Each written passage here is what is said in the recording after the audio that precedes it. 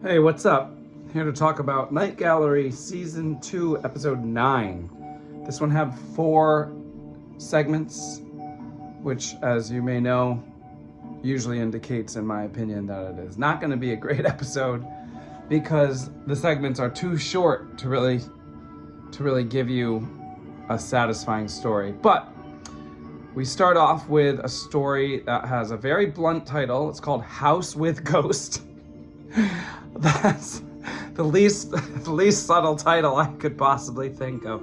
House with Ghost. I guess haunted house might be the only way you could get less subtle than that. But it is about a married couple, and the man secretly wants to kill the wife so that he can basically get rid of her and also keep her wealth. And the wife is bored. They're bored. And they live in London, but they're American. And she wants more excitement. Or no, he wants more. They both want more excitement in their social lives. And they live in a little apartment that apparently they got in a trade for their house, which I don't know. I didn't know that was a thing. And so basically the guy wants to rent a large house so that he can throw parties and also kill his wife. And the woman is interested in like paranormal stuff, and she likes to give seances. And so they rent House with Ghost. And some stuff happens. There's actually, by the time you like get to the part with the ghost, it's basically over. So that is why I would probably give it maybe a 5 out of 10. You don't get much ghost, and the whole thing is like maybe 15 minutes long. That one featured Alan Napier in a minor role. Alan Napier was Alfred in the 1960s Batman TV show. The next segment was like a micro segment, a filler segment. It was called A Midnight Visit to the Neighborhood Blood Bank, which as a title kind of sounds cool. We got 2 issues. The main issue is it's like 2 minutes long, maybe 3. And the other issue is in the previous episode, we literally had a little short segment where Dracula goes to a blood bank, and now just in the very next episode, we have Dracula dealing with a blood bank again. If it was like a running gag for the whole season, I guess that would make more sense, but they used different cast members, and it's basically pointless. In fact, if it didn't have Victor Buono as Dracula, I would say it would get like a 1 out of 10. But I like Victor Buono, which makes me, I guess, somewhat biased. If you don't know who Victor Buono is, he was in the 1971 horror film called The Vienna Strangler, also known as The Mad Butcher. And I did make a full video of that. So if you look up The Vienna Strangler or The Mad Butcher, and you can search it, you can search Rook Reviews and then the title of the film, and it comes right up. So if you want to know more about Victor Buono and that interesting European film, you can check that out. I guess I'll give it a 2 out of 10. It's bad. I don't usually even rate them, but this one was so particularly pointless. Basically, he shows up to suck this woman's blood, and she's like, oh, I already gave at the blood bank today, and that's the entire thing. That's the whole thing. Okay, so the next one is another slightly longer one. I think it's another 15-minute segment. Maybe, yeah, about 15 minutes. It's called Dr. Stringfellow's Rejuvenator. Now, this one it's hardly horror at all. It's okay. This one, I forget if Rod Serling wrote this one. Yeah, he did. Rod Serling wrote this one, and you can tell because it feels like a Twilight Zone episode. It's about this guy who is essentially a snake oil salesman, if you know what that is. If you don't, there used to be these people that go around and basically bottle up some ingredients and say it's going to cure all these ailments, and then, you know, it really does nothing. And by the time people realize it does nothing, the salesman has moved on to another city or state. So that's about that's what this is about. This guy is a snake oil salesman, and then someone comes up to him and says that his daughter is really sick. Can he help her? And the salesman says, yeah, just take this thing. Now the salesman assistant is like, come on, man, like, this guy's daughter's really sick. Why are you giving him false hope? And he says something along the lines of, you know, hope is the best thing this guy's gonna get because that girl's gonna die. And, you know, if I could save her, I would. And if she dies and I could bring her back from the dead, I would do that too. But I can't really do anything except for give this guy a little hope. So he sells the oil to the guy. And, you know, basically the twist is the girl dies and then she comes back to life after. And as soon as she comes back to life, it's over.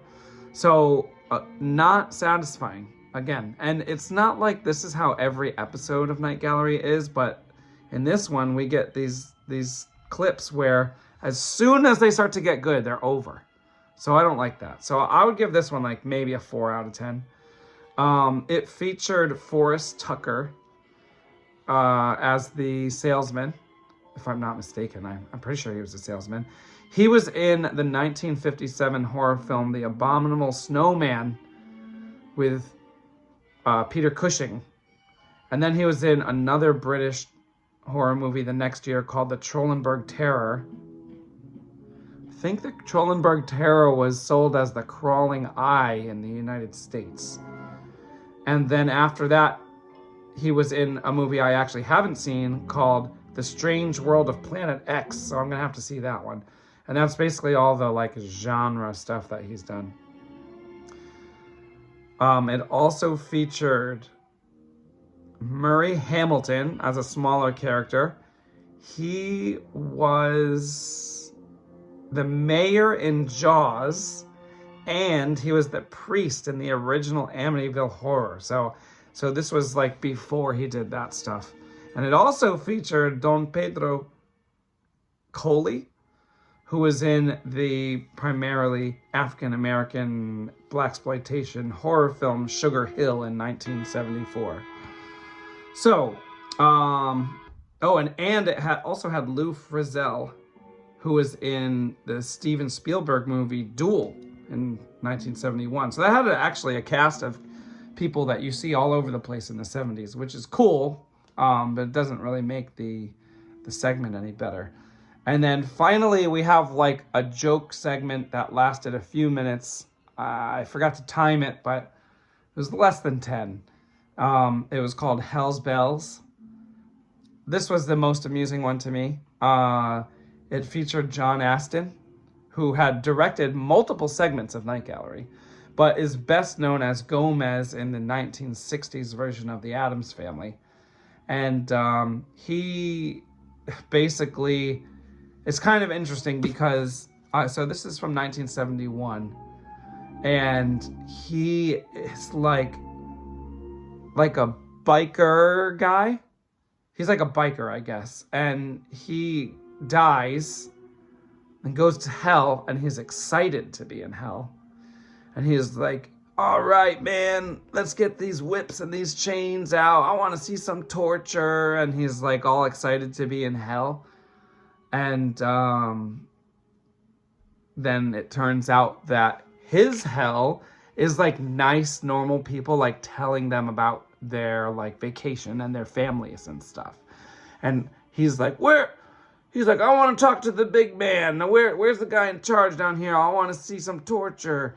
And then Satan shows up and he's like, this is your hell. And basically, it's like kind of funny. But the funniest thing to me is I didn't know that all the way back in 1971, there was, I mean, I guess I should know because they had like witch movies and stuff like that. But, and they had I know there were like biker gang movies in the late 60s, which is kind of what this is going off of.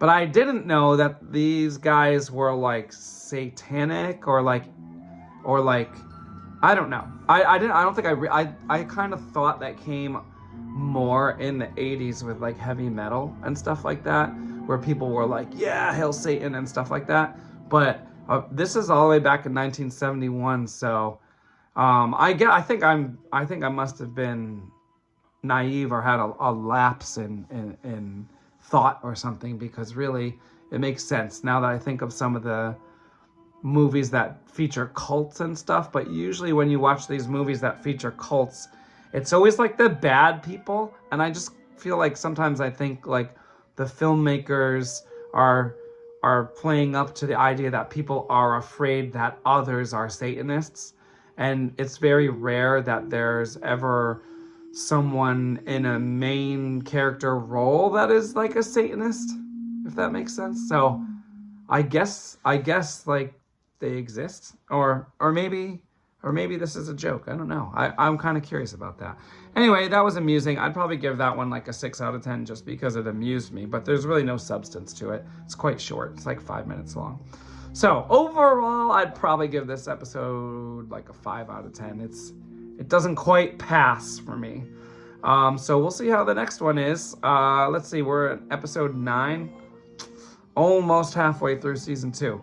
I think there's like 22 episodes or something, and then season 3 is significantly shorter.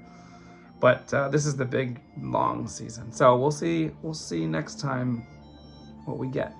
All right, thanks for watching. See you later.